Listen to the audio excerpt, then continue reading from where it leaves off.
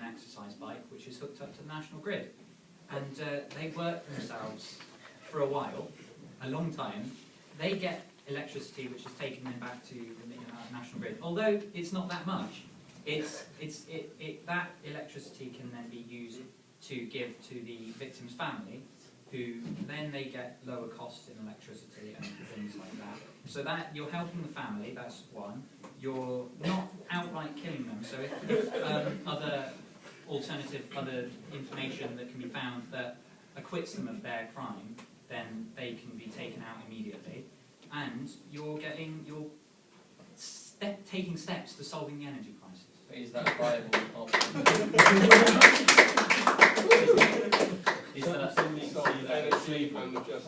Is that financially viable as well?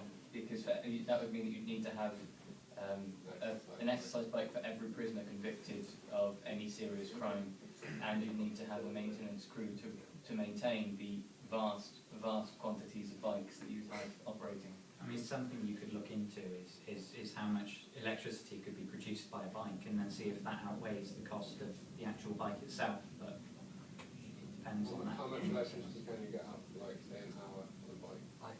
You've never actually tried.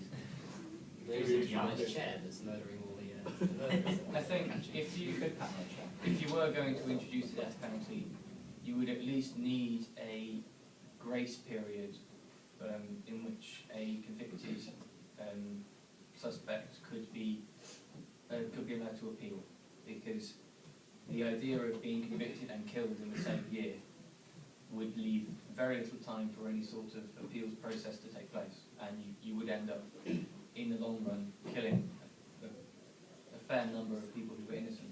That's why there is an appeal. See, I don't agree with that, because if, say, you're in jail for 20 years, and then they realise that you haven't committed whatever you've done, and you come out, 20 years down the line you have nothing, you will be just a nobody. But does that mean that you should die because of it?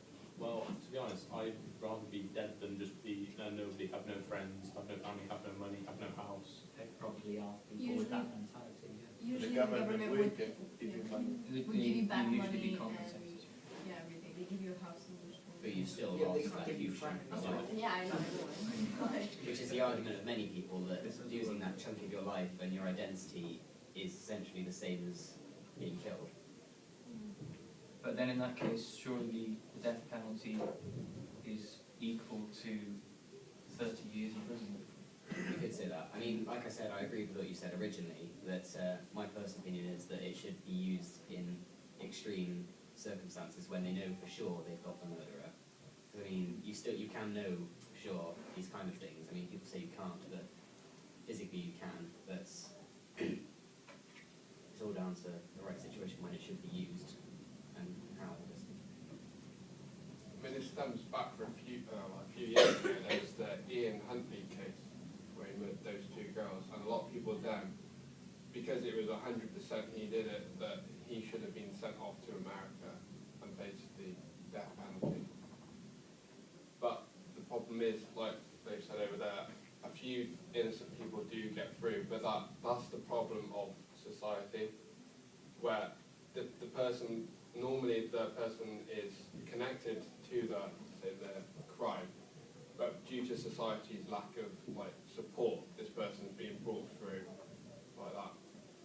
So because of where the area of society that needs help, at the moment that's not being the case. There's not enough money pumped into the lower areas of society where the crime stem from. Although, touching on your point about flying to America to face the death penalty, surely that's a viable option for our country. If we wish to have a death penalty where it's only used in extreme cases, why would we then need to actually make it legal here if countries like America are willing to have it legal there and Because they accept? have to be one of their own citizens. What an idea could be is you could have like a European system where people, like convicted criminals from around Europe can then be sent off to a certain, death area within Europe and then try incidents and do that. Well, it's kind of silly really when you look at it like that, because you think about that kind of thing, it should be legalised universally. I mean, in the case of euthanasia, it's legal in Switzerland, so you get a lot of cases of people flying over to Switzerland so they can have their loved ones put out of misery. Whereas you think, wouldn't it be easier if it were just made universalised, be that illegal or illegal? Yeah, although it depends entirely on the majority vote.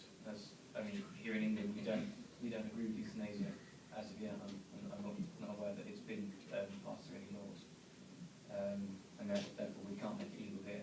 I personally don't agree with it, but if it's legal in another country, then they can't, in theory, just refuse to have it, even if everyone wants it, because other countries don't.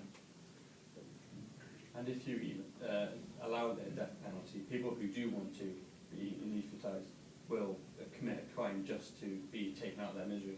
And that's not really a way to, you kind of giving them a motive to do a serious crime.